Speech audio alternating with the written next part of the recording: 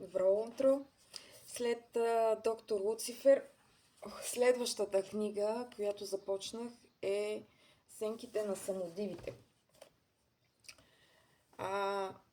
Не я избрах като трета книга от една поредица, която искам да си сглобя.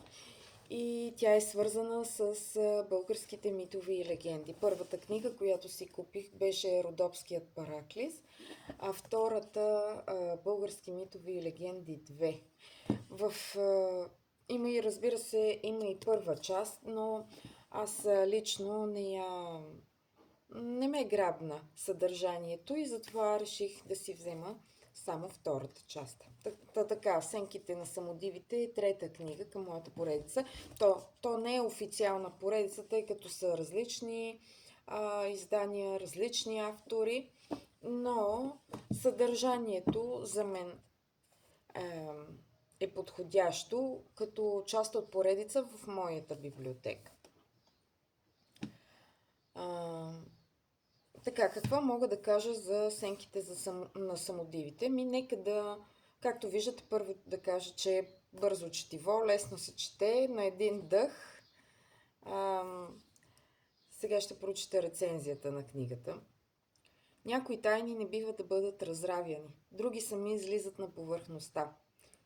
30 години след голямото изчезване, в кавички, Калоян се завръща в черна вода, място застигнало в безкрайен сумрак и суеверен ужас.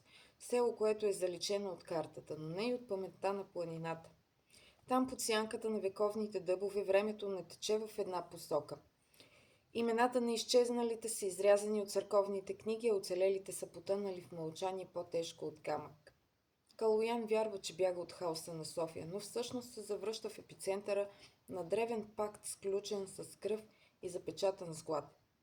Какво искат съществата, които се движат в мъглата? Каква е цената да бъдеш пазител на границата, където реалността се прекършва? В един свят на сребристи листа и черни извори, Калоян ще разбере, че най-страшното не е да те погълне гората. Най-страшното е да разбереш, че ти самият си част от нейната вечна, ненаситна памет. Те не идват за всички, само за избраните. И така, като жанр,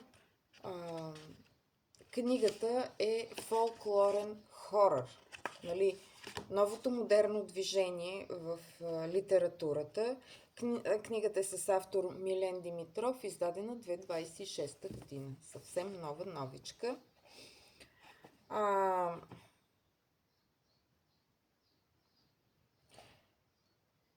Ето, ще прочета и един цитат от книгата. 14 август 1988 година. Те пак пееха край реката. Рада ги е чула и е полудяла за една нощ. Намерих я сутринта да яде пръст под стария бряст. Опитала се е да запуши ушите си с горещ восък, докато изгори кожата си. Но те не пеят за ушите. Те пеят директно за кръвта. Трябваше да изляза в абсолютна тъмнина в полунощ и да оставя мляко, прясна кръв от яре и сребърен пръстен под стария дъб. Едва ги умилостивих този път. Но знам, че това е само временна отсрочка. Слънцето не ги плаши вече. Те започват да влизат в сънищата ни. Интересно е. Плашещо, все пак си е хорър. И особено знаеки, че това е част от нашата митология. Разбира се, книгата съдържа малко фантастика, малко реални събития, но в крайна сметка, както във всяка друга митология, така и тук са включени неща, които човешкото съзнание не може да обясни, не може да си обясни и пресъздава видяното или чутото с познатите неща от заобикалящия ни свят.